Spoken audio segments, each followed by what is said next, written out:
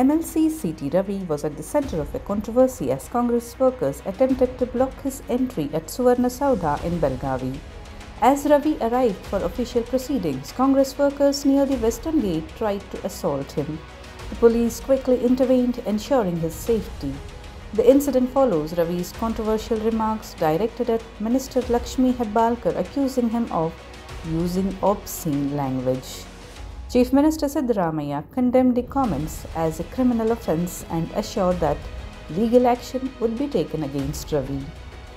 Ravi, however, denied the allegations, claiming, "I don't speak in such a manner. They are making such claims to divert attention. I have great respect for women. I am not afraid of such accusations." The altercation escalated during the winter session of the Legislative Council when a verbal exchange occurred between BJP and Congress members. Congress leaders accused Ravi of using unconstitutional language against Hebbalkar, prompting her to leave the House in tears. The incident led Congress members to demand action from the Speaker. Congress leaders consulted legal experts about taking action against Ravi.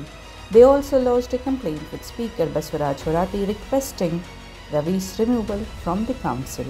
However, some members like JDS Councillor Saravana defended Ravi, stating he had not used any obscene words. As investigations continue, it remains to be seen whether further actions will be taken.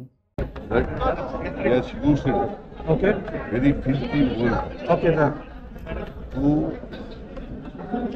Srimati Lakshmi Hebbalkar, she is a minister in my cabinet, and it amounts to criminal offence. I don't know whether she has complained to the chairman also.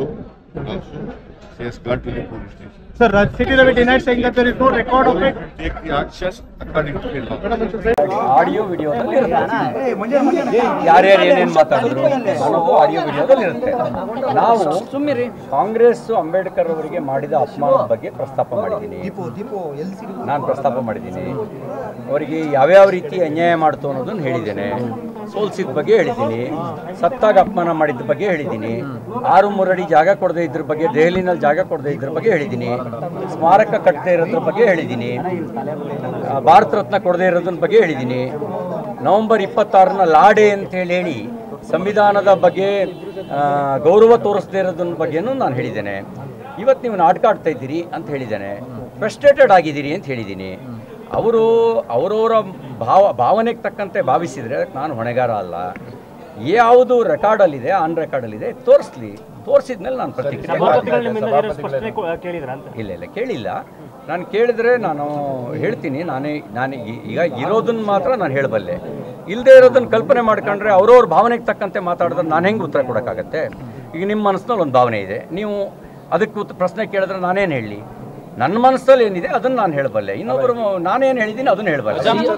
CM ಅವರು criminal offence ಅಂತ ಹೇಳಿದ್ದಾರೆ. ಮಾನ್ಯ ಮುಖ್ಯಮಂತ್ರಿಗಳು ಅಷ್ಟು ನಾನು ಕಾನೂನು ತಜ್ಞ ಅಲ್ಲ. ಈಗೇನಿದೆ, ಈಗ ನಿಮ್ಗೆ ಆಡಿಯೋ ವಿಡಿಯೋ ವಿಜುವಲ್ಸ್ ಇರಬೇಕು. ಚೆಕ್ ಮಾಡಲಿ. ಚೆಕ್ ಮಾಡಿದಾಗ ಗೊತ್ತಾಗುತ್ತೆ ಯಾವುದು ಕ್ರಿಮಿನಲ್ ಅಫೆನ್ಸ್ ಅಂತ. ಅವರಷ್ಟು ಚೆನ್ನಾಗಿ ನನಗೆ ಗೊತ್ತಿರೋ ಸಂಗತಿ ಅಲ್ಲ. ಈಗ ಸಭಾಪತಿಗಳು ಏನೇ ರೂಲಿಂಗ್ ಕೊಟ್ಟರು ತಾವು ಅದನ್ನು ಫೇಸ್ ಮಾಡ್ತೀರಾ? ನಿಮ್ಗೆ ಅವ್ರಿಗೇನು ನೋಡಿ, ನೀವೇನಂದ್ರೆ ಹೈಪೋಥೆಟಿಕಲ್ ಪ್ರಶ್ನೆ ನಿಮ್ಮ ಮಟ್ಟಿಗೆ ಸರಿ ಇರ್ಬೋದು. ನೋಡಿ, ಈ ದೇಶದಲ್ಲಿ ಸಂವಿಧಾನ ಇದೆ, ವಿಧಾನ ಮಂಡಲದ ನಿಯಮಾವಳಿಗಳಿದ್ದಾವೆ. ಸಂವಿಧಾನ ನಿಯಮಾವಳಿಗಳನ್ನು ಮೀರಿದ್ರೆ ಅವ್ರು ಸಂವಿಧಾನ ವಿರೋಧಿಗಳು ಮಾತ್ರ ಹಾಗೆ ಮೀರೋಕ್ಕೆ ಸಾಧ್ಯ ಅಲ್ಲ. ಸರ್, ಈಗ ಇಷ್ಟೆಲ್ಲ ಚರ್ಚೆ ಆಗ್ತಾ ಇದ್ರು, ಸಭಾಪತಿಗಳು ಯಾಕೆ ನಿಮ್ಮನ್ನು ಕರೆಸಿಲ್ಲ ಅಥವಾ ನಿಮ್ಮವ್ರು ಯಾರು ಯಾಕೆ ಸಭಾಪತಿಗಳು ಭೇಟಿ ಮಾಡಿಲ್ಲ? ಆ ಥರದ್ದು ಕರೆದ್ರೆ ಭೇಟಿ ಅಂಥದ್ದೇನಾದ್ರು ಕರೆದ್ರೆ ಭೇಟಿ ಮಾಡ್ತೀವಿ. ಒಳ್ಳೆ ಕಥೆ ಆಯ್ತಲ್ಲ. ನಮ್ಮ ಈ ಅವ್ರು ಸಭಾಪತಿ ಆಗಬೇಕಾದ್ರೆ ವಿಧಾನ ಪರಿಷತ್ನ ಎಲ್ಲರೂ ಸೇರಿಯೂ ಸಭಾಪತಿ ಮಾಡಿ. ಸರ್, ಈಗ ನಿಮ್ಮ ಕಾನ್ಷಿಯಸ್ ಪ್ರಕಾರ ನೀವು ಅದನ್ನು ಹೇಳಿಲ್ಲ. ನಾನು ಅವರಿಗಂತೂ ಹೇಳೇ ಇಲ್ಲ. ಯಾಕೆ ಅವರು ನನಗೆ ಅಂತ ಅನ್ಕೊಂಡ್ರೋ ಗೊತ್ತಿಲ್ಲ ನನಗೆ. ಆ ಥರದ ಪದ ಬಳಕೆ ಮಾಡಿದ್ರೆ ನೀವು ಇಷ್ಟೊತ್ತಿಗೆ ಊರಿಗೆಲ್ಲ ತೋರಿಸ್ತಿರ್ಲಿಲ್ವಾ? ನೀವೇ ಸುಮ್ಮನಿದ್ದೀರಿ ಅಂದ್ರೆ ಅಂತ ಹೇಳ್ತಿದ್ದೀರಿ. ಅಂದ್ರೆ ಹೇಳಿದ್ದೀರಾ ಅಂತ ಅಲ್ಲ. ನೀವೇನಂದ್ರೆ ನೋಡಿ, ಈಗೆಲ್ಲ ಕಲ್ಪನೆ ಮಾಡ್ಕೊಂಡು ಪ್ರಶ್ನೆ ಕೇಳೋದು ಪತ್ರಕರ್ತರಿಗೆ ಸ್ವಾಭಾವಿಕವಾಗಿರೋ ಗುಣ. ಆದ್ರೆ ಉತ್ತರಿಸಬೇಕಾಗಿಲ್ಲ. ನಾನು ಹೇಳೋದೇನು ಅಂದ್ರೆ ನೋಡಿ, ಈಗ ವಿಜುವಲ್ಸ್ ಅವರು ಆರೋಪ ಮಾಡ್ತಿರೋದಿಲ್ಲಿ ವಿಧಾನ ಪರಿಷತ್ತಿನ ಸಭಾಂಗಣದಲ್ಲಿ ಅಂತ. ಅಲ್ಲಿ ವಿಜುವಲ್ಸ್ ಇರುತ್ತವೋ ಇಲ್ವೋ, ಆಡಿಯೋ ಇರುತ್ತೋ ಇಲ್ವೋ? You have to check it. Sir, ಹೋರಾಟ ಮಾಡಬೇಕು ರಾಜ್ಯಾದ್ಯಂತ, ರಾಷ್ಟ್ರೀಯ ಮಟ್ಟದಲ್ಲಿ ಸುದ್ದಿ ಮಾಡಬೇಕು ಅನ್ನೋ ಪ್ರಯತ್ನಗಳಾಗ್ತಿದೆ. ಮಾಡ್ಲಿ, ಯಾರು ಬೇಡ ಅಂತಾರೆ? ಪ್ರಜಾಪ್ರಭುತ್ವದಲ್ಲಿ ಎಲ್ರಿಗೂ ಅವ್ರದೇ ಸ್ವತಂತ್ರ ಇದೆಯಲ್ಲ, ಮಾಡಿ.